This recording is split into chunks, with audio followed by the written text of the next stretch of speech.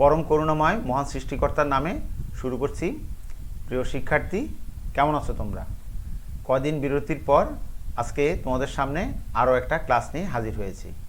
শিক্ষার্থীবৃন্দ, আমার ক্লাসে তোমাদের সবাইকে অনেক অনেক শুভেচ্ছা ও স্বাগতম। শিক্ষার্থীবৃন্দ, আশা করি তোমরা কাগজ কলম নিয়ে প্রস্তুত হয়ে আছো। আমার আজকের এই ক্লাসের যারা টার্গেট স্টুডেন্ট তারা হচ্ছে স্নাতক পাস দ্বিতীয় বর্ষ, যারা প্রাণীবিজ্ঞান বিষয়টি নিয়ে পড়াশোনা করছো তোমরা। আমি আজও তোমাদেরকে প্রাণীবিজ্ঞান তৃতীয় পত্রের উপরই পড়াবো। তৃতীয় পত্রের পেপার কোড তোমরা জানো, সেটা হচ্ছে 12-31-01। আর যে অংশটা নিয়ে পড়াবো সেটা হচ্ছে সাইটোলজি অ্যান্ড হিস্টোলজি। আমি তোমাদের সাথে আছি সঞ্জয় ভৌমিক, প্রভাষক, প্রাণীবিদ্যা বিভাগ, গৃহকালিন্দিয়া হাজার হাসমত ডিগ্রি কলেজ, ফরিদগঞ্জ, চাঁদপুর। শিক্ষার্থীবৃন্দ, তোমরা পর্দায় দেখানো ছবিটার দিকে একটু তাকাও। আমি পরপর দুটো ছবি দেখাবো। ছবিগুলো দেখে তোমাদের একটু অনুমান করতে হবে এর বিষয়বস্তুটা কি হতে পারে। তোমরা দেখতে পাচ্ছ এখানে কোনো একটা জিনিস বৃত্তাকারে দেওয়া আছে, তারপর সেই জিনিসটাই পরবর্তীতে বিভাজিত হয়েছে। শিক্ষার্থীবৃন্দ, তোমাদের মনে পড়ে এরকম বিভাজন কিসের কিসের হয়? তোমরা আমার মনে হয় ঠিক ধরতে পারছ, বিভাজন হয় কোষের। এগুলো কিন্তু কোষ। তো নিশ্চয়ই এতদিনই জানা হয়ে গেছে কোষ বিভাজন দু ধরনের, মূলত অ্যামাইটোসিসের কথা যদি বাদ দিই, একটা হচ্ছে মাইটোসিস আর একটা হচ্ছে মিওসিস। তো আমরা অলরেডি মাইটোসিস বিভাজন শেষ করেছি, তাহলে স্বভাবতই যে জিনিসটা আমাদের বাকি থাকে সেটা হচ্ছে মিওসিস। তাহলে শিক্ষার্থীবৃন্দ, আমাদের আজকের যে পাঠ সেটা হবে মিওসিস বা হ্রাসমূলক কোষ বিভাজন। আমরা কোষ বিভাজন নিয়ে এর আগে প্রথম পর্বে আরেকটি ক্লাস করেছিলাম, যে ক্লাসটি ছিল মূলত মাইটোসিস কোষ বিভাজনের উপরে। তো শিক্ষার্থীবৃন্দ, একটু পাঠে মনোযোগী হও, খাতা কলম প্রস্তুত রাখো। আমি যখন যেটা বলবো একটু নোট করে রাখবা, তাতে করে তোমাদের পরীক্ষা আসার মতো প্রশ্নগুলো এবং দরকারি জায়গাগুলো তোমরা মার্ক করে রাখতে পারবে। শিক্ষার্থীবৃন্দ, চলো তাহলে আমরা পাঠের শুরুতে চলে যাই। আমরা যদি এই পাঠটা মনোযোগের সাথে সবাই দেখি বা অনুসরণ করি, আমরা কি জানতে পারবো? আমরা ন্যূনপক্ষে তিনটে গুরুত্বপূর্ণ জিনিস জানতে পারবো। সেই তিনটে জিনিসের তালিকা হচ্ছে, তোমরা শিক্ষার্থীরা এই পাঠ অনুসরণ করলে তোমরা মিওসিস কি তা বলতে পারবে। মিওসিসের যে ধাপ আছে, ধাপগুলো তোমরা ব্যাখ্যা করতে পারবে। আর সবশেষে মিওসিস যে কোষ বিভাজন প্রক্রিয়া, এই কোষ বিভাজন প্রক্রিয়া তোমরা গুরুত্ব বর্ণনা করতে পারবে। শিক্ষার্থীবৃন্দ, তাহলে সবার আগে বলি মিওসিস কোষ বিভাজনটা কি। দেখো, মিওসিস কোষ বিভাজন প্রক্রিয়ার একটা বৈশিষ্ট্য হচ্ছে, এই কোষ বিভাজন প্রক্রিয়ায় নিউক্লিয়াসটা পরপর দুবার বিভাজিত হয় এবং ক্রোমোজোম মাত্র একবার বিভাজিত হয়। তাহলে এই ব্যাপারটা কি বলেছি? নিউক্লিয়াস বিভাজিত হচ্ছে দুবার, ক্রোমোজোম একবার। তো বিভাজিত হয়, বিভাজিত হয়ে লক্ষণীয় যেটা যেটা জনন মাতৃকোষ, আর তার থেকে যে কোষটা শেষ পর্যন্ত সৃষ্টি হবে অপত্য কোষ। এই অপত্য কোষের ক্রোমোজোম সংখ্যা মূল যে জনন মাতৃকোষ তার অর্ধেক হয়ে যায় এবং ওই জনন মাতৃকোষ থেকে শেষ পর্যন্ত 4টি অপত্য কোষ সৃষ্টি হয়। তাহলে আমরা বলবো যে কোষ বিভাজন প্রক্রিয়া নিউক্লিয়াস পরপর দুবার এবং ক্রোমোজোম মাত্র একবার বিভাজিত হয়ে মাতৃকোষের ক্রোমোজোম সংখ্যার অর্ধেক সংখ্যক ক্রোমোজোমযুক্ত 4টি অপত্য কোষ সৃষ্টি করে, তাকে আমরা বলবো মিওসিস। শিক্ষার্থীবৃন্দ, এই যে মিওসিস বা মায়োসিস যাই বলি, কেউ মিওসিস বলে, কেউ মায়োসিস বলে, এটা কিন্তু একটা লম্বা চওড়া প্রক্রিয়া, অর্থাৎ প্রক্রিয়াটার অনেকগুলো ধাপ আছে। এই মিওসিস সম্পর্কে আমি যেটা বলবো, কোষ বিভাজন শুরুর আগের একটা প্রক্রিয়া আছে যেটাকে আমরা বলি ইন্টারফেস বা বিশ্রাম দশা। তারপরে যেমন আমি দেখিয়েছি মায়োসিস বা মিওসিস যাই বলি এক, তারপরে আমি পরে দেখানো দুটো জিনিস সম্পর্কে একটু পরে বলছি। লাল কালিতে দেখিয়েছি প্রোফেজ এক, তারপর লাল কালিতে আরও অন্তত 5টা ধাপ। তো আসলে এই মায়োসিস বা মিওসিস যে কোষ বিভাজন প্রক্রিয়া, তার শুরুটা হয় ইন্টারফেস পরবর্তী সময়ে। তো মায়োসিস 1 হয়, তারপর ইন্টারকাইনেসিস বলে একটা ছোট্ট প্রক্রিয়া আছে, তারপর ঘটে মায়োসিস 2। সত্যি কথা বলতে কি, এই মায়োসিস 1 এবং মায়োসিস 2 এই দুটো প্রক্রিয়ার পরিসমাপ্তির মাধ্যমে মায়োসিস কোষ বিভাজন সমাপ্ত হয়। তোমরা খেয়াল করে দেখো মায়োসিস 1 সেখান থেকে আমরা যে লাল কালির অ্যারো দিয়ে দেখিয়েছি সেখানে 1 2 3 4 চারটি প্রক্রিয়া আছে, যার প্রথমটির নাম হচ্ছে প্রোফেজ 1, তারপরেরটির নাম হচ্ছে ম্যাটাফেজ 1, তারপরেরটির নাম হচ্ছে অ্যানাফেজ 1, তারপরেরটির নাম হচ্ছে টেলোফেজ 1। আমরা এই প্রোফেজ, ম্যাটাফেজ, অ্যানাফেজ, টেলোফেজ এই চারটি প্রক্রিয়ার নাম কিন্তু মাইটোসিস কোষ বিভাজন প্রক্রিয়াতেও শুনেছি, তবে সেখানে এক বা এই জাতীয় কিছু ছিল না। যাই হোক, তো আমরা আগেই বলেছি এই প্রক্রিয়াগুলো অনেক দীর্ঘ, তাই আমরা আলোচনা অথবা বর্ণনার সুবিধার্থে এগুলাকে আরও ভাগে ভাগ করেছি। এই যে পর্যায় বা ধাপ প্রোফেজ যাকে বলছিলাম, এই প্রোফেজ 1কে এরকম 5টি 1 2 3 4 5 অর্থাৎ ল্যাপ্টোটিন, জাইগোটিন, প্যাকাইটিন, ডিপ্লোটিন এবং ডায়াকাইনেসিস এরকম 5টি উপপর্যায়ে ভাগ করা হয়েছে। যাই হোক, তারপর প্রোফেজ 1 শেষ হলে শুরু হবে ম্যাটাফেজ 1, শুরু হবে অ্যানাফেজ 1, তারপর শুরু হবে টেলোফেজ 1। যখন এই প্রক্রিয়াগুলো পরিসমাপ্তি হবে তারপর আসবে মায়োসিস 2 এর ব্যাপার। সেখানে ওই একইভাবে প্রোফেজ 2, ম্যাটাফেজ 2, অ্যানাফেজ 2 এবং টেলোফেজ 2 বলে আরও 4টি প্রক্রিয়া সম্পন্ন হবে। শিক্ষার্থীবৃন্দ, আমরা তোমাদের এতক্ষণ যা বললাম তার থেকে তোমরা একটা ছোট্ট প্রশ্ন লিখে রাখো, মিওসিস কি? এটা তোমাদের একক কাজ হিসেবে আজকের পাঠে দেওয়া আছে। তাহলে লিখে ফেলেছো নিশ্চয়ই, মিওসিস কি? শিক্ষার্থীবৃন্দ, আমরা আবার পাঠে চলে যাই। এবার আমরা যেটা বলবো, এই যে মিওসিস কোষ বিভাজন, তো আমরা দেখেছি মিওসিস 1 এবং মিওসিস 2। আমি তোমাদের আগেই বলে রাখি, আমি কখনো লিখেছি মিওসিস, কখনো বা মায়োসিস, তো তোমরা যাই বলো, যে যেটা বলো একটাই বলবা, দুটোই কথাই চলে। তা এখন এই কোষ বিভাজন প্রক্রিয়ার মধ্যে তার যে প্রথম ধাপ মায়োসিস 1, এটা হচ্ছে সবচেয়ে গুরুত্বপূর্ণ অথবা তাৎপর্যপূর্ণ, কারণ এই পর্যায়ে ক্রোমোজোম সংখ্যা, যেটা আমরা শুরুতেই বলেছিলাম, মাতৃকোষের ক্রোমোজোম সংখ্যা হ্রাস পায় বা কমে যায়। তো এই পর্যায়ে কি হচ্ছে, ক্রোমোজোম সংখ্যা অর্ধেকে পরিণত হয় বা হ্রাস পায়, আর সমসংস্থ ক্রোমোজোমের মধ্যে পারস্পরিক অংশের বিনিময় ঘটে। তাহলে আমরা দেখতে পাচ্ছি এখানে দুটো খুব গুরুত্বপূর্ণ ঘটনা, একটা হচ্ছে ক্রোমোজোম সংখ্যা অর্ধেকে হ্রাস পাওয়া, আর একটা হচ্ছে সমসংস্থ ক্রোমোজোমের মধ্যে পারস্পরিক অংশের বিনিময় হওয়া। এই দুটো ঘটনা ঘটে। তো আমরা মায়োসিস 1কে বর্ণনার সুবিধার জন্য 4টি ভাগে ভাগ করব। আমরা আগেই বলেছি ভাগগুলো হচ্ছে প্রোফেজ 1, ম্যাটাফেজ 1, অ্যানাফেজ 1 ও টেলোফেজ 1। তো তাহলে আমাদের সিরিয়ালে প্রথম আসে প্রোফেজ 1। প্রোফেজ 1 সম্পর্কে কিছু কথা বলি। এই মায়োসিস 1-এর মধ্যে প্রোফেজ 1টা হলো একটা দীর্ঘ প্রক্রিয়া। তো এই প্রক্রিয়াটা অনেক জটিলও বটে। তা আমরা এই জন্য এই প্রক্রিয়াটাকে 5টি উপধাপে অথবা আমরা বলবো 5টি উপপর্যায়ে ভাগ করেছি। আমরা ভাগগুলোর নাম এবং তাদের বর্ণনা এক এক করে বলবো। এই প্রোফেজ 1-এর প্রথম যে উপধাপ তার নাম হচ্ছে ল্যাপ্টোটিন। শিক্ষার্থীবৃন্দ, এই ল্যাপ্টোটিনে ঠিক কী কী ঘটে আমাদেরকে একটু মনে রাখতে হবে।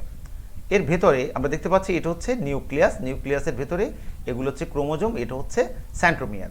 তাহলে যেটা হয়, এই নিউক্লিয়াসের ভেতরে জল বিয়োজন শুরু হয়, অর্থাৎ পানি কমে যেতে শুরু করে ল্যাপ্টোটিন উপপর্যায়ে শুরুতে। তো যখনই ক্রমাগত পানি কমে যেতে থাকে, এই ক্রোমোজোমগুলো ক্রমান্বয়ে সংকুচিত হয় এবং বেশ মোটা বা পুরু হতে থাকে যেভাবে বলো, এবং এগুলাকে যদি রং দিয়ে রঞ্জিত করা হয়, এগুলো রঞ্জক ধারণ ক্ষমতা প্রাপ্ত হয়। আর আরেকটা জিনিস হচ্ছে কি, এই যে ক্রোমোজোমগুলো, এগুলার গায়ে গুটি গুটি বা বুটি বুটি দানার মতো জিনিস দেখা যায়, যে জিনিসগুলোকে ক্রোমোমিয়ার বলে। আমার ছবিতে ঠিক স্পষ্ট দেখা যাচ্ছে না। তাহলে এই ক্রোমোমিয়ারগুলো থাকে কোথায়? ক্রোমোজোমের গায়ে। আমরা মিওসিস 1-এর প্রোফেজ 1-এর অর্থাৎ দ্বিতীয় যে উপপর্যায় জাইগোটিনে চলে এসেছি। জাইগোটিনে কি হয়? জাইগোটিন উপপর্যায়ে হোমোলোগাস ক্রোমোজোমগুলি জোড়া বাঁধে। তো তোমরা প্রশ্ন করতে পারো, স্যার হোমোলোগাসটা কি? হোমোলোগাসটা হচ্ছে যে ক্রোমোজোমগুলো আকার আকৃতিগতভাবে একই রকমের সমান, সেগুলোকে আমরা বলবো হোমোলোগাস। তো হোমোলোগাস ক্রোমোজোম দ্বয়ের মধ্যে অর্থাৎ পরস্পর যে আকর্ষণ, সেই আকর্ষণে এই জোড়া বাঁধার কারণ। জোড়া বাঁধা ক্রোমোজোমের এক প্রান্তে শুরু হয়ে অন্য প্রান্তের দিকে, অথবা এই জোড়া বাঁধাটা সেন্ট্রোমিয়ার থেকে প্রান্তের দিকে অগ্রসর হতে পারে। হোমোলোগাস ক্রোমোজোমের মধ্যে এই যে জোড়া বাঁধার যে প্রক্রিয়া, সেই প্রক্রিয়াকে আমরা বলবো সিনাপসিস। আমার প্রিয় ছাত্ররা, তোমরা খাতায় প্রশ্নটা লিখে ফেলো, সিনাপসিস কি? তাহলে আমি আগে বলেছি যে ক্রোমোজোমগুলো আকার আকৃতিতে একই রকম সেগুলো জোড়া বাঁধে, আর এই জোড়া বাঁধা ক্রোমোজোমগুলোকে বলা হচ্ছে, অর্থাৎ তাদের যে জোড়া সৃষ্টি হওয়ার যে প্রক্রিয়া সেটাকে বলা হচ্ছে সিনাপসিস। আর যারা জোড়া বাঁধে এরকম জোড়া বাঁধা ক্রোমোজোমকে বলা হয় বাইভ্যালেন্ট। তোমরা আরেকটা প্রশ্ন লেখো, বাইভ্যালেন্ট কি? বাইভ্যালেন্টের একটা বাংলা শব্দ আছে দ্বিযোজী, তোমরা ইচ্ছা করলে দ্বিযোজীও লিখতে পারো। কোষের ক্রোমোজোম সংখ্যার অর্ধেক, অর্থাৎ একটা কোষে যে পরিমাণ ক্রোমোজোম আছে তার অর্ধেক সংখ্যক বাইভ্যালেন্ট বা দ্বিযোজী সৃষ্টি হয়। কারণ দুটো থাকলে দুটো মিলে একটা জোড়া করে, সেই হিসাবে ক্রোমোজোম সংখ্যা অর্ধেক বাইভ্যালেন্ট সৃষ্টি হয়। যখন এই পর্যায়টা চলে তখনও নিউক্লিওলাস ও নিউক্লিয়ার অ্যানভেলপ, অর্থাৎ নিউক্লিয় পর্দা দেখা যায়। আর এ সময়ে যদি কোষ বিভাজনটা প্রাণীকোষ হয়ে থাকে তবে তার যে সেন্ট্রিওল আছে এই সেন্ট্রিওলেও বিভক্তির সূচনা ঘটে। এটা আমরাই বলেছি জাইগোটিন উপপর্যায়ের কথা। আসো তৃতীয় উপপর্যায়, প্যাকাইটিন। আমরা দেখতে পাচ্ছি শুরুতেই বলেছিলাম যে ক্রোমোজোমগুলোর অর্থাৎ খাটো হওয়া শুরু হয়েছে, নিউক্লিয়াস থেকে পানি বিয়োজন শুরু হয়েছে। প্রক্রিয়া যত অগ্রসর হয় এই ঘটনাটা তত বেশি চলে, আর সেই কারণেই ক্রোমোজোমগুলোকে আগের তুলনায় আরও বেশি খাটো এবং মোটা দেখায়, যাদেরকে আমরা বাইভ্যালেন্ট বা দ্বিযোজী বলেছি। এই ধরনের ক্রোমোজোমগুলো সেন্ট্রোমিয়ার ব্যতীত, অর্থাৎ সেন্ট্রোমিয়ার ছাড়া অনুদৈর্ঘ্যে প্রত্যেকটা দুটি ক্রোমাটিডে বিভক্ত হয়। অর্থাৎ প্রতিটি বাইভ্যালেন্টে দুটি সেন্ট্রোমিয়ার এবং 4টি ক্রোমোজোম থাকে। এই যে 4টি থাকে বলছি, তো তোমরা জানো যারা অর্থাৎ বিভিন্নভাবে মনো, ডাই, টাই, টেট্রা পড়ো তারা ভালো করে জানো টেট্রা মিন্স 4। তাহলে যেহেতু 4টি ক্রোমোজোম থাকে, ক্রোমোজোমের এই অবস্থাটাকে আমরা বলবো টেট্রাড। প্যাকাইটিনের পূর্বে, অর্থাৎ প্যাকাইটিন উপদশার পূর্বে প্রতিটি ক্রোমোজোমের 2টি করে ক্রোমাটিড দৃষ্টিগোচর হয় না। একই ক্রোমোজোমের 2টি ক্রোমাটিডকে আমরা বলবো সিস্টার ক্রোমাটিড। তাহলে তোমরা আরও 2-3টে প্রশ্ন লেখো। একটা প্রশ্ন লেখো টেট্রাড কি, আর একটা প্রশ্ন লেখো সিস্টার ক্রোমাটিড কি, আর একই সাথে আরেকটা প্রশ্ন লেখো নন সিস্টার ক্রোমাটিড কি। যেমনটি বলছিলাম, একই ক্রোমোজোমের 2টি ক্রোমাটিডকে আমরা বলবো সিস্টার ক্রোমাটিড, এবং একই জোড়ার, একই ক্রোমোজোমের না কিন্তু 2টি ভিন্ন ক্রোমোজোমের ক্রোমাটিডকে আমরা বলবো নন সিস্টার ক্রোমাটিড। এই উপপর্যায়ে শেষের দিকে বাইভ্যালেন্টের যে কোনো 2টি নন সিস্টার ক্রোমাটিড সম্ভবত একই স্থানে ভেঙে গিয়ে পুনরায় একটার সাথে আরেকটার জোড়া লাগে। ফলে ওই যে জোড়া লাগে বলেছি, জোড়া লাগা স্থানে একটা ইংরেজি এক্স আকৃতির অথবা ঠিক এমন ক্রস আকৃতির একটা চিহ্নের মতো অবস্থার সৃষ্টি হয়। একটু খেয়াল করো, আমার হাতটার দিকে তাকালে বুঝতে পারবা এটা ক্রস আকৃতির অবস্থা সৃষ্টি হয়। তো দুটো নন সিস্টার ক্রোমাটিডের এই যে এক্স আকৃতির জোড়া বা জোড়ার যে জায়গা ওটাকে আমরা বলবো কায়াজমা। তোমরা প্লিজ আরেকটা প্রশ্ন লেখো, কায়াজমা। যখন এই শব্দটাই আমরা বহুবচনে বলবো, আমরা বলবো কায়াজমাটা।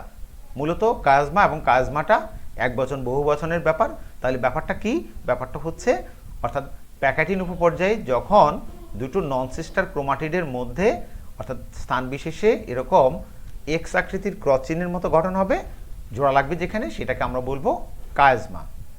কায়াজমা শেষে একসময় তাদের অর্থাৎ যে অংশে জোড়া লাগে নন সিস্টার একটার অংশ নিয়ে চলে যায়। তো ফলত অংশের একটা বিনিময় ঘটে, আর এই ঘটনাটাকে আমরা বলবো ক্রসিং ওভার। তোমরা আরও একটা প্রশ্ন লেখো, ক্রসিং ওভার বলিতে কি বুঝো? কোনো কোনো বাইভ্যালেন্ট বা দ্বিযোজীতে একাধিক কাজমাও হতে পারে। এই পর্যায়েও নিউক্লিওলাস এবং নিউক্লিয়ার অ্যানভেলপ অর্থাৎ নিউক্লিয়ার পর্দা, এই দুটো জিনিস দেখা যায়। আমরা চলে এসেছি মায়োসিস একের চতুর্থ যে অর্থাৎ প্রোফেজ একের যে চতুর্থ উপপর্যায় ডিপ্লোটিনে। তো ক্রমসংকোচনের ফলে ক্রোমোজোমগুলো, যে ক্রোমোজোমগুলো আছে আমি আগে বলেছি প্রক্রিয়া যত অগ্রসর সেগুলো খাটো মোটো হয়, আরও খাটো এবং আরও মোটো হবে। আর এতক্ষণ কিন্তু তারা মিলেমিশে ছিল। এবার যে ঘটনাটা ঘটবে, বাইভ্যালেন্ট বা দ্বিযোজী যে ক্রোমোজোমগুলো তাদের মধ্যে বিকর্ষণ শুরু হবে, অর্থাৎ তারা পরস্পর থেকে দূরে সরে যেতে থাকবে। তো এই যে বিকর্ষণ শুরু হয়, এর ফলে হ্যাঁ সত্যি আসে, সেন্ট্রোমিয়ার থেকে শুরু হচ্ছে, সত্যি আসে, কিন্তু যেখানটাতে তারা জোড়া লেগে আছে, অর্থাৎ কিনা আমি যেটাকে বলেছি কায়েজমাটা, ওখানে গেলে এই মানে জোড়া থেকে সরে যাওয়ার ঘটনাটা বা পরস্পর থেকে পরস্পরের সরে যাওয়ার ঘটনাটা একটু বাধাপ্রাপ্ত হয়। তো এটাকে আমরা বলবো, আগে তো কাছাকাছি এসে জোড়া লেগেছিল, এটাকে আমরা বলবো আকর্ষণের বিপরীত শব্দ বিকর্ষণ। এই বিকর্ষণটা যেমনটি সেন্ট্রোমিয়ার থেকে শুরু হতে পারে, তেমনটি অন্য জায়গা থেকেও শুরু হতে পারে। সাধারণত যেটা হয়, সেন্ট্রোমিয়ার দ্বয়ের মধ্যেই প্রথম বিকর্ষণ শুরু হয়, আর বিকর্ষণের ফলে তারা দেখা যাচ্ছে মাঝখানে ফাঁক হয়ে গেছে, মাথায় এরকম করে আছে। তার মানে ব্যাপারটা কি দাঁড়ালো? তার মানে ব্যাপারটা দাঁড়ালো কায়েজমাটা যেখানে দু মাথায় এই যে এখানে এখানে বা এখানে এখানে লেগে আছে, তার মধ্যবর্তী জায়গায় ফাঁক বা ফাঁসের মতন একটা গঠন সৃষ্টি হয়, যেটাকে আমরা ইংরেজিতে বলেছি লুপ। লুপের মতন একটা গঠন সৃষ্টি হয়। তো কায়েজমাটাগুলো টান খাওয়ার ফলে ক্রমান্বয়ে স্পষ্ট হয় এবং এগুলো আস্তে করে প্রান্তের দিকে, ঠিক আমার আঙুলগুলো খেয়াল করলে দেখতে পাবো, যেমন এখানে জোড়া লাগা আছে, সত্যি সত্যি সত্যি সত্যি আস্তে আস্তে প্রান্তের দিকে চলে যায়। তো এই যে কায়েজমাটাটা সত্যি সত্যি প্রান্তের দিকে চলে যাওয়া, এই ঘটনাটাকে আমরা বলবো কায়েজমাটার প্রান্তীয়করণ। তোমরা ইচ্ছে করলে এই প্রশ্নটাও লিখে রাখো, কায়েজমাটার প্রান্তীয়করণ বলিতে কি বোঝো? শিক্ষার্থীবৃন্দ, আমরা মায়োসিস একের প্রোফেজ একের সর্বশেষ যে উপপর্যায় ডায়াকাইনেসিস চলে এসেছি। এ পর্যায়ে ক্রোমোজোমগুলি আরও বলতে গেলে সর্বাপেক্ষা খর্বাকৃতি এবং মোটা হবে, এবং প্রান্তীয়করণ আগের দফায় যেটা শুরু হয়েছিল সেটাও এখনও চলতে থাকে। আর বাইভ্যালেন্ট বা দ্বিযোজীগুলোর উপরে ধাত্র বা মাতৃকা জমা হয় বলে এদেরকে তখন আর সেরকম স্পষ্ট দেখা যায় না, অর্থাৎ এরা কিছুটা ঢাকা পড়ে যায়। বাইভ্যালেন্টগুলো নিউক্লিয়াসের কেন্দ্রস্থল থেকে পরিধির দিকে চলে আসে, আর এই উপপর্যায়ের শেষ দিকে আমরা এতক্ষণও বলেছিলাম নিউক্লিওলাসকে দেখা যাচ্ছে, তো সেই নিউক্লিওলাসটা অদৃশ্য হয়ে যায় এবং একই সাথে সাথে নিউক্লিয়ার যে ম্যামব্রেন সেটাও অবলুপ্তি ঘটে। আর সেন্ট্রিওল বলে বিশেষ করে যেটা প্রাণীকোষের বৈশিষ্ট্য, যারা ছিল তারা মেরুতে পৌঁছে যায়। আমরা দেখতে পাচ্ছি সেই ডায়াকাইনেসিসের একটা ছবি, তোমরা একটু ভালো করে খেয়াল করে দেখো। যাই হোক, ডায়াকাইনেসিস শেষ, তার মানে কি মিওসিস এক শেষ? মিওসিস এক, হ্যাঁ মিওসিস এক শেষ হবে না, মাত্র একটা ধাপ শেষ হয়েছে, সেটা হচ্ছে প্রোফেজ এক। এবার হবে দ্বিতীয় ধাপটা মেটাফেজ এক। যাই হোক, বাইভ্যালেন্ট প্রতিটি স্ব মানে নিজ নিজ মেরুর দিকে এবং বিষুবীয় রেখা হতে সমদূরে অবস্থান করে। এই ঘটনাটা ঘটছে কিন্তু মেটাফেজে। সেন্ট্রোমিয়ারগুলো ট্রাকশন তন্তুর সাথে যুক্ত। আমরা জানি কোষ বিভাজনের সময় দুই ধরনের তন্তুর আবির্ভাব দেখা যায়, একটা হচ্ছে ট্রাকশন তন্তু আর আরেকটা হচ্ছে তোমার একটা মানে ট্রাকশন তন্তু আর একটা আকর্ষী তন্তু। তো যাই সরি আরেকটা মাকুতন্তু। তো মাইটোসিস মেটাফেজের মতো সেন্ট্রোমিয়ারগুলি এ পর্যায়ে বিভক্ত হয় না। মাইটোসিস বিভাজনের সময় আমরা যেরকম দেখেছি মেটাফেজে এসে সেন্ট্রোমিয়ারগুলো বিভক্ত হয়, এখানে কিন্তু এই পর্যন্ত মানে এই মেটাফেজে বিভক্ত হবে না। ক্রোমোজোমগুলি খাটো মোটা এবং এদের মধ্যে লুপ সৃষ্টি হবে। আর বাইভ্যালেন্ট ক্রোমোজোমদ্বয় ট্রাকশন তন্তুর টানে পৃথক থাকলে এই পর্যায়ে মানে এই পর্যায়ের সমাপ্তি ঘটে। আমাদের তৃতীয় যে ধাপটা মিওসিস একে, তা হচ্ছে অ্যানাফেজ এক। এ পর্যায়ে হোমোলোগাস ক্রোমোজোম পৃথক হয়ে যায় এবং বাইভ্যালেন্ট দুটি ক্রোমোজোম দুটি বিপরীত মেরুর দিকে অর্থাৎ ধাবিত হয়। আমি আবারও বলছি, এই পর্যায়ে হোমোলোগাস ক্রোমোজোম পৃথক হয়ে যায় এবং বাইভ্যালেন্টের দুটি ক্রোমোজোম দুটি বিপরীত মেরুর দিকে ধাবিত হয়। ক্রোমোজোম সূত্রের সংকোচন, কাণ্ডদেহের প্রসারণ এবং অন্যান্য কারণে যে ক্রোমোজোমের মেরুমুখী চলন, মেরুর দিকে যে যাত্রা, সেটা ঘটে। এরূপ যখন চলে তখন সাধারণত তারা সেন্ট্রোমিয়ারকে অগ্রগামী রেখে ক্রোমাটিডগুলো পশ্চাৎগামী হয়, আর ফলত বাহুগুলাকে অর্থাৎ ক্রোমাটিডের বলি বা ক্রোমোজোমের বলি বাহুগুলাকে তখন দেখতে ইংরেজি ভি, জে, এল, আই প্রভৃতি অক্ষরের মতো দেখায়। ট্রাকশন ফাইবারের দৈর্ঘ্য হ্রাস পেতে থাকে। উভয় মেরুতে প্রতিটি বাইভ্যালেন্টের একটি অবিভক্ত পূর্ণাঙ্গ ক্রোমোজোম পৌঁছে বলে প্রতি মেরুতে ক্রোমোজোম সংখ্যা মাতৃকোষের ক্রোমোজোম সংখ্যার অর্ধেক হয়ে যায়। আমরা এবার আসব চতুর্থ যে ধাপটা, টেলোফেজ 1। টেলোফেজ 1 হলো মিওসিস 1-এর শেষ পর্যায়। চারটি পর্যায়ের মধ্যে শেষ পর্যায়। তো এখানে কি হয়, এ পর্যায়ে মেরুতে অবস্থিত এন সংখ্যক মানে হ্যাপ্লয়েড সংখ্যক ক্রোমোজোমের চারদিকে আবার আমরা একবার বলেছিলাম নিউক্লিয়ার যে এনভেলাপ সেটা অদৃশ্য হয়ে গেছে। তাহলে এখানে এসে কী হবে, নিউক্লিয়ার এনভেলাপ এবং অভ্যন্তরে নিউক্লিওলাসের আবির্ভাব ঘটে। অর্থাৎ ঠিক এই জায়গাটাতে নিউক্লিয়ার এনভেলাপ আর কি হবে, আর সাথে ভেতরে এই নিউক্লিওলাস এটার আবির্ভাব ঘটে। আমরা টেলোফেজের যে ঘটনাগুলো আমরা মাইটোসিস বিভাজনে দেখেছি, ঠিক প্রথম যে বিভাজনটা প্রোফেজ তার বিপরীত ঘটনা। তাহলে প্রোফেজে কি ঘটেছিল, প্রোফেজে জল বিয়োজন হয়েছিল, ক্রোমোজোমগুলো খাটো মোটা হয়েছিল। আর এখানে ঠিক উল্টাটাই হবে। তো এখানে নিউক্লিয়াসের ভিতর জল ঢুকতে শুরু করবে, ফলে ক্রোমোজোমগুলো ক্রমান্বয়ে সরু হয়ে এগুলো প্যাচ করতে থাকবে, সরু হতে থাকবে। আগে এদের রঞ্জক ধারণ ক্ষমতা বৃদ্ধি পেয়েছিল, এখন রঞ্জক ধারণ ক্ষমতা এদের কমে যাবে বা হ্রাস পাবে।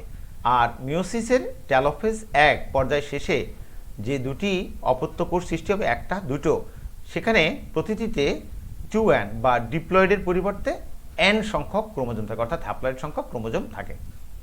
শিক্ষার্থীবৃন্দ, আমরা মাত্র মিওসিস 1 শেষ করেছি। আমাদের এবারের বিষয়টা হচ্ছে মিওসিস 2। তবে বলে রাখা ভালো, এটা আগেরটার মতো অত জটিল না। আমরা মাইটোসিস কোষ বিভাজনে যেমনটি দেখেছি এটা অনেকটা সেরকম। তো মিওসিস 2 এর প্রধান তাৎপর্য হলো আমরা যে দুটো কোষ মাত্র পেলাম, এই দুটি কোষ হতে 4টি কোষের উৎপত্তি। আর এই ঘটনাটা অনেকটাই ঘটবে মাইটোসিস বিভাজনের মতো। তবে মাইটোসিস বিভাজনের সময়ে যে ডিএনএ অণুর প্রতিরূপ সৃষ্টি হয় তা এখানে প্রয়োজন হয় না, কারণ প্রক্রিয়াটি আমরা যে প্রোফেজ 1 যে ধাপটা বলেছি তার আগেই সম্পন্ন হয়ে যায়। তো যাই হোক, মিওসিস বা মায়োসিস 2-কে আমরা 4টি ধাপে ভাগ করব। সেটা হচ্ছে প্রোফেজ, আমরা 4টি ধাপে ভাগ করব, প্রোফেজ 2, মেটাফেজ 2, অ্যানাফেজ 2 এবং টেলোফেজ 2। প্রথমেই বলি প্রোফেজ 2। তো এই প্রোফেজ 2 এ জল বিয়োজনের ফলে ক্রোমোজোমগুলি সংকুচিত হয়, ফলে খাটো মোটা ও রঞ্জক ক্ষমতা প্রাপ্ত হয়। ঠিক আগের অনেকটা প্রোফেজটার মতন ক্রোমোজোমগুলিকে ক্রোমাটিডে বিভক্ত দেখা যায়। পর্যায়ের শেষ দিকে এসে কী হবে, নিউক্লিওলাস ও নিউক্লিয়ার এনভেলাপের অবলুপ্তি বা বিলুপ্তি ঘটে। আমাদের পরবর্তী পর্যায়টা হচ্ছে মেটাফেজ 2। এ পর্যায়ে স্পিন্ডল যন্ত্র। তোমরা খেয়াল করেছো নিশ্চয়ই, আমি দুটো তন্তুর কথা বলতে গিয়ে হঠাৎ করে মাকুতন্তু বা স্পিন্ডল ফাইবারের কথা ভুলে গেলাম। তো যাই হোক, পরে আবার মনে পড়েছে। এ পর্যায়ে স্পিন্ডল যন্ত্র বা মাকু যন্ত্র সৃষ্টি হয় এবং ক্রোমোজোমগুলো ঠিক মাইটোসিস মেটাফেজের মতনই বিষুবীয় অঞ্চলে বা নিরক্ষীয় অঞ্চলে যাই বলো সেখানে এসে অবস্থান করে এবং এরা ট্রাকশন ফাইবার বা আকর্ষী তন্তুর সাথে যুক্ত হয়। ক্রোমোজোমগুলো আরও খাটো ও মোটা হয় এবং শেষ পর্যায়ে সেন্ট্রোমিয়ারে একেবারে মানে সেন্ট্রোমিয়ারটা বিভক্ত হয়ে যায়। আমাদের তৃতীয় যে ধাপটা মায়োসিস 2, সেটা হচ্ছে অ্যানাফেজ 2। সেন্ট্রোমিয়ার যখন ভাগ হয়ে যায়, সেন্ট্রোমিয়ার বিভক্তির ফলে ক্রোমোজোমের দুটি ক্রোমাটিড যেহেতু সেন্ট্রোমিয়ার ভাগ হয়ে গেছে সম্পূর্ণ পৃথক বা আলাদা হয়ে যায়। ট্রাকশন ফাইবারের সংকোচন ও কাণ্ডদেহের প্রসারণের মাধ্যমে ক্রোমাটিডগুলো বিপরীত মেরুতে পৌঁছায়।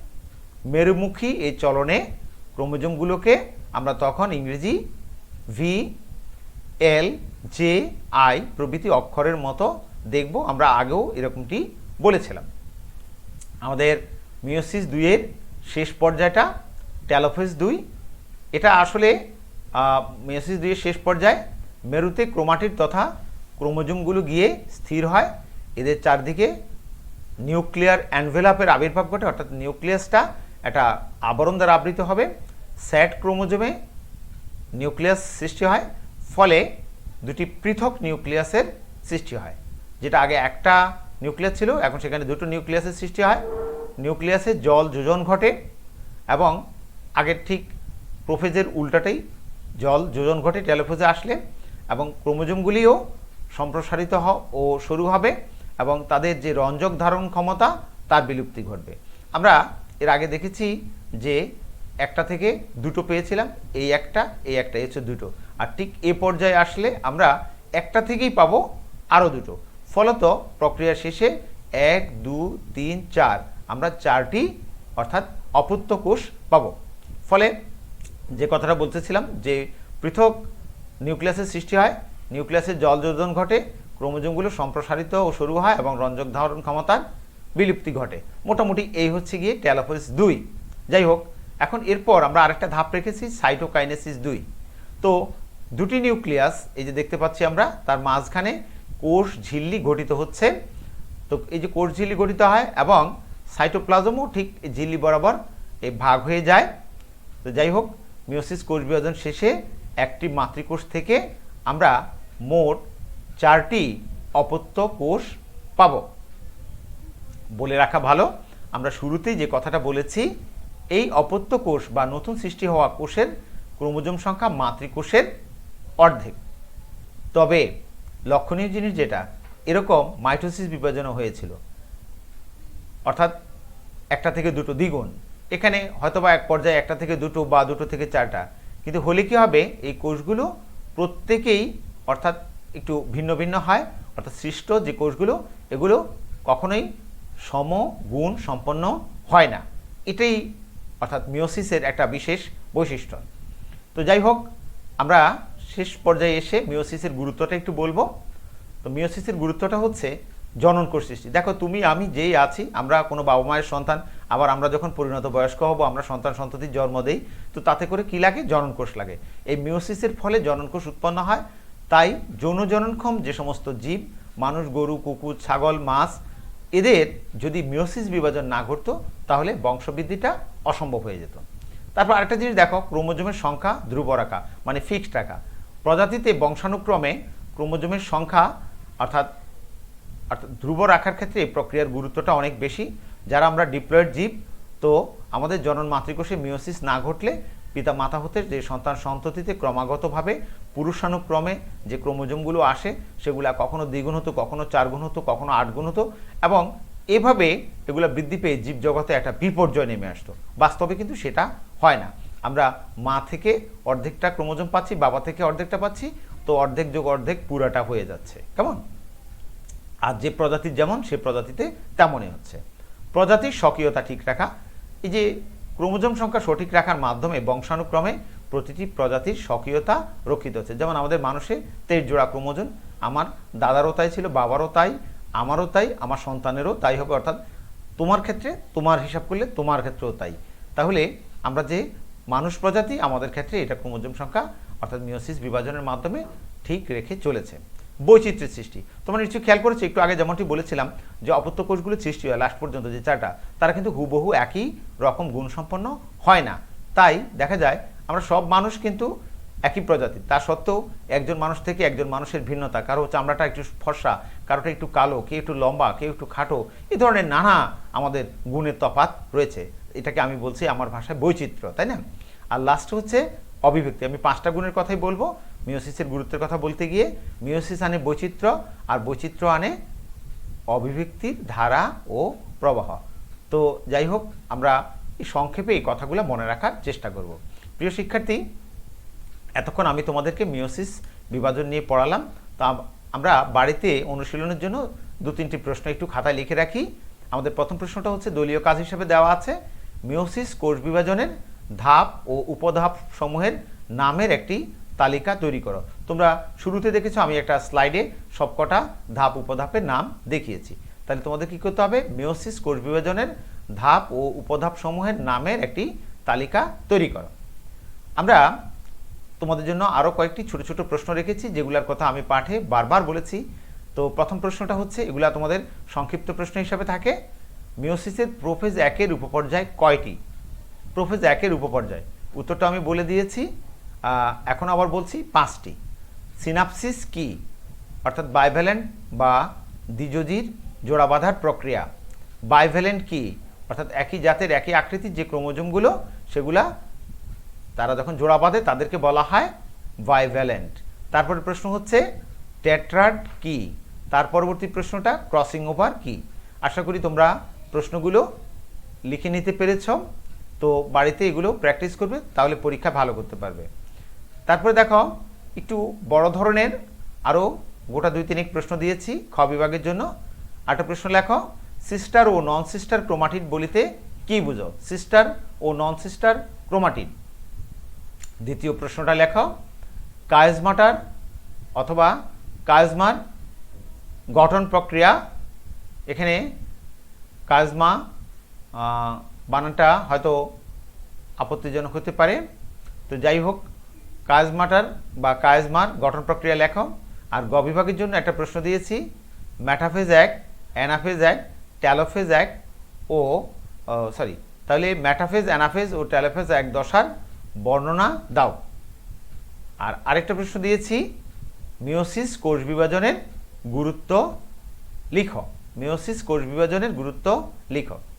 সবশেষে তোমাদের বাড়ির কাজ হিসাবে আরও একটা প্রশ্ন দেওয়া আছে, তোমরা বাড়িতে প্র্যাকটিস করবা, যখনই পরীক্ষা হয় তোমরা পরীক্ষাতে তখনই ভালো ফল করতে পারবা। আমার মনে হয় আমি এর থেকে তোমাদের কি শিখাতে পেরেছি সেটার চেয়েও তোমাদের বেছে বেছে ভালো ভালো অনেকগুলো প্রশ্ন দিয়েছি, যেগুলো অবশ্যই তোমাদের পরীক্ষায় কাজে লাগবে। বাড়ির কাজের প্রশ্নটি হচ্ছে, মিওসিস কোষ বিভাজনের প্রোফেজ এক ধাপের উপধাপ সমূহের চিহ্নিত চিত্র সহ বর্ণনা করো।